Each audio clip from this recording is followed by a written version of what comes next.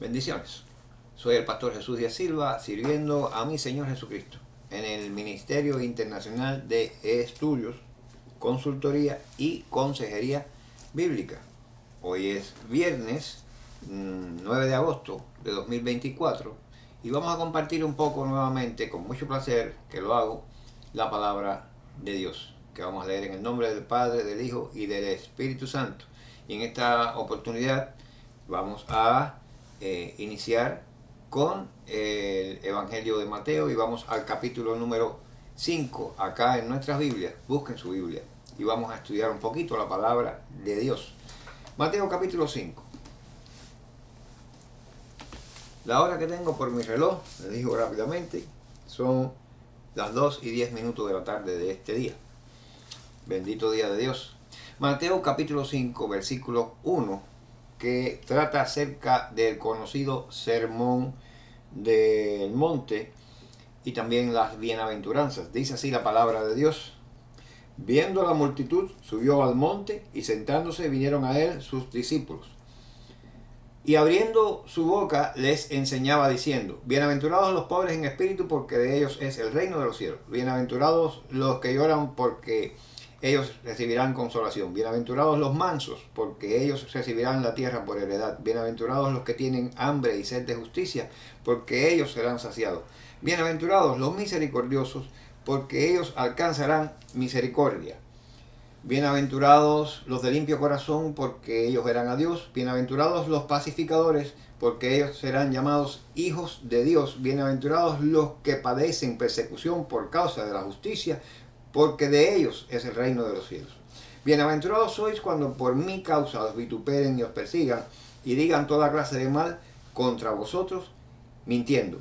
Gozaos y alegraos, porque vuestro galardón es grande en los cielos, porque así persiguieron a los profetas que fueron antes de vosotros.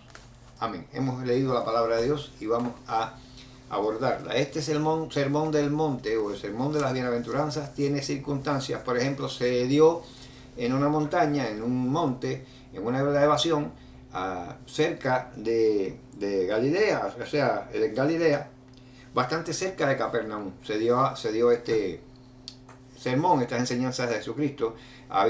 Estaba él comenzando su ministerio, había justo llamado a sus primeros 12 discípulos con él, y justamente había allí reunida una gran multitud.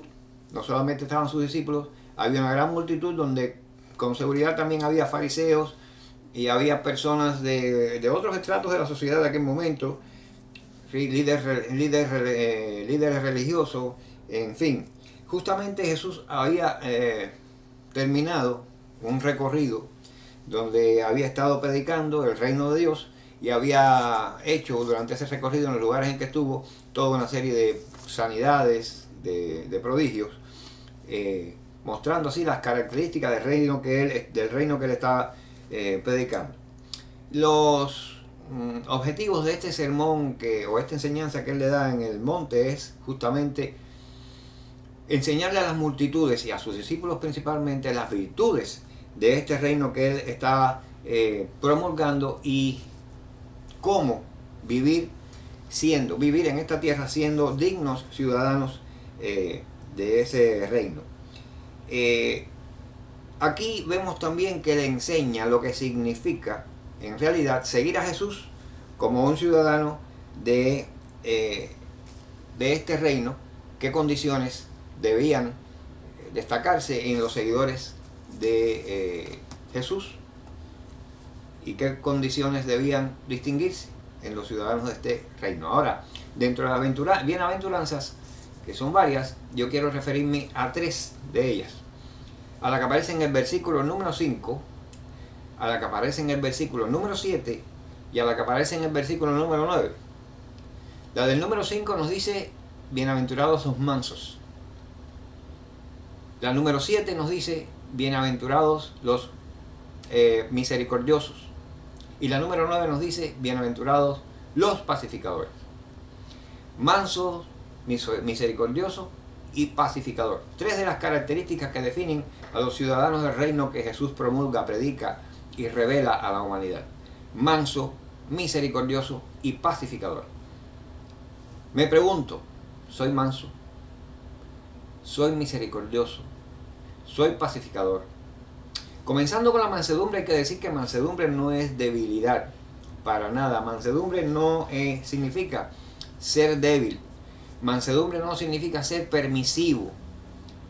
Mansedumbre significa tener un nivel adecuado de tolerancia sin llegar a perder nuestro carácter de manso, de cristiano.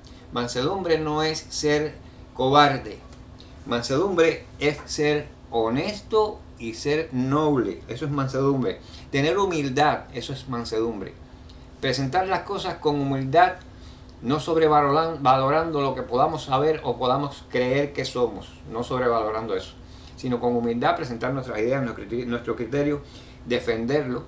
Ser manso significa ser una persona que afina con la armonía de su entorno en mansedumbre y que no se sobreexalta por las cosas que pueden aparecerle que sean contrarias a su carácter o a sus opiniones o a su modo de pensar, sino que las acepta con mansedumbre, con sabiduría, con alegría. Dice la palabra de Dios que los mansos heredarán la tierra. De manera que ser manso para Dios es también ser un heredero de la presencia de Dios. Ser manso es también ser un heredero de la paz que Dios da. Esa paz que tienen los mansos por dentro y que no depende de las circunstancias exteriores.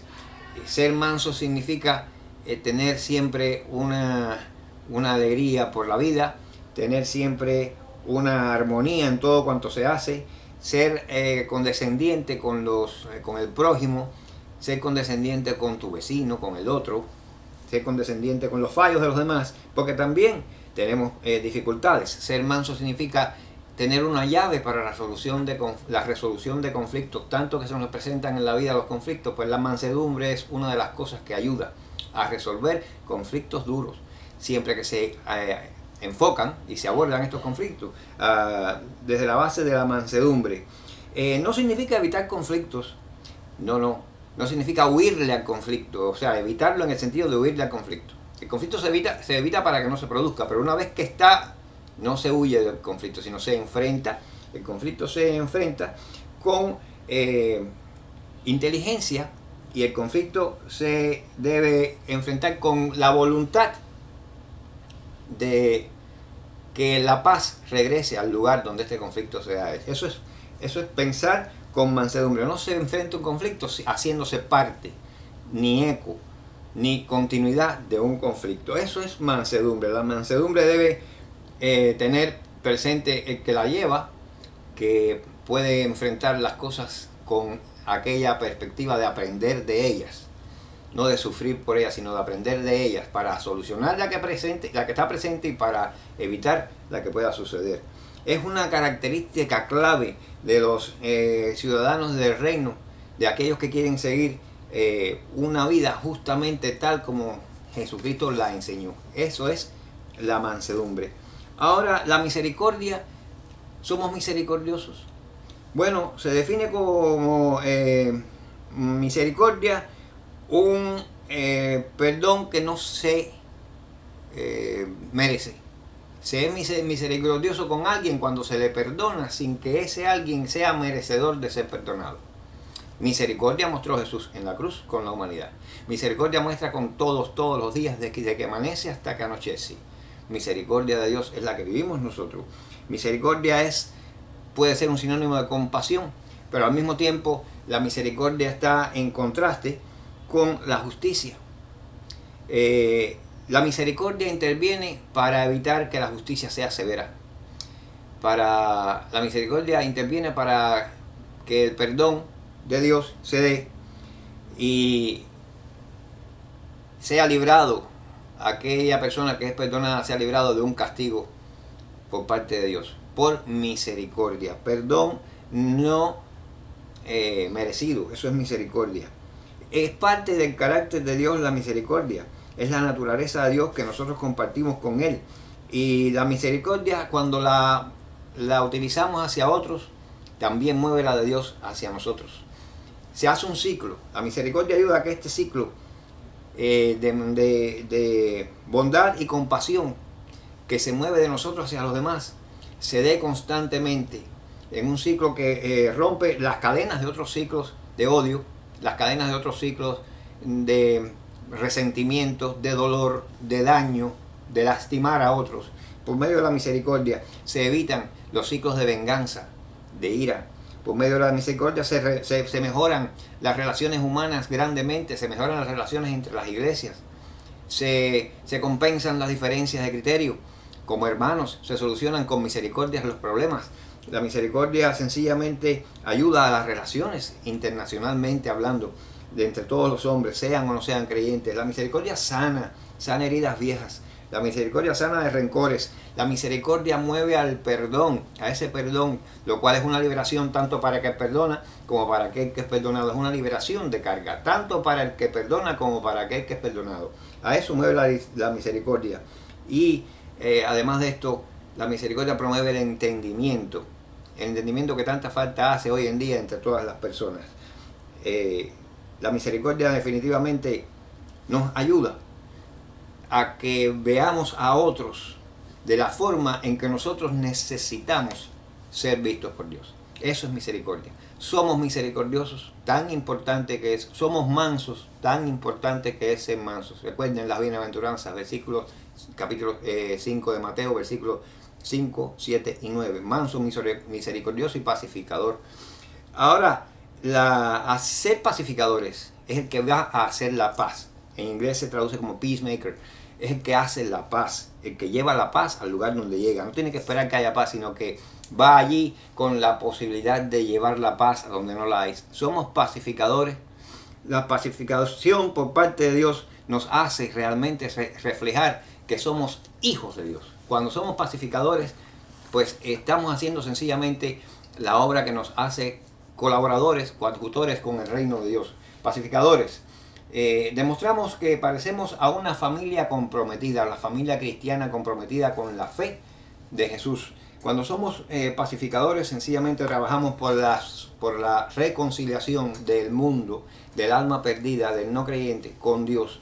La reconciliación del pecador por medio del arrepentimiento y la fe con Dios. Estamos trabajando por restaurar las cosas perdidas en cuanto a la ética humana, las esencias puras y verdaderas de lo que Dios creó como ser humano, recuperarla. Estamos trabajando por restaurar ambientes que puedan estar podridos, ambientes que puedan estar infestados de odios, de maldades. Cuando se es pacificador, mejoramos el entendimiento, el amor lo hacemos crecer entre todos, entre las familias y no familias. Cuando somos pacificadores sobre este mundo que está roto, que se deshace a pedazos, pues entonces estamos mostrando las cualidades de los ciudadanos de ese reino de Dios, que nos dice que somos bienaventurados. Estas son tres características del ser bienaventurado: manso, misericordioso y pacificador. Somos eso. Introspeccionemos, nosotros mismos vamos a introspeccionarnos, vamos a mirarnos por dentro y digamos nosotros mismos: yo soy esas tres cosas. Soy un digno ciudadano del reino de Dios, soy un bienaventurado de Dios. Ahora tenemos que, cuando se pacifica, se crea el ambiente donde estas características de los ciudadanos del reino de Dios son las que pueden florecer y desarrollarse. La pacificación, el ser pacificadores, no hace más que mostrar al mundo que vivimos una experiencia relacional estrecha con aquel que vino a hacer la paz, y transmitimos al resto de las personas esa paz. Transmitimos al resto de las personas esa bendición, que es alcanzar por medio de la paz de Cristo a aquellos que no la tienen y que sufren tanto, porque las personas que viven sin paz sufren mucho. En conclusión, para ustedes, hijos de Dios, para ustedes que son la iglesia de Dios, que son mansos, misericordiosos y pacificadores, como yo me incluyo entre los miembros de la iglesia de Dios, para ustedes es este mensaje. La mansedumbre, la misericordia y la pacificación se alcanzan únicamente con una relación estrecha con Dios. Vamos a hacerlo porque el mundo lo necesite, para eso estamos puestos aquí. Que Dios nos bendiga y nos ayude a seguir bendiciendo a almas que todavía necesitan personas con estas cualidades. Y eso somos nosotros. Dios continúe bendiciéndolo. Les dejo con la bendición pastoral de 2 Corintios 13:14. Amén.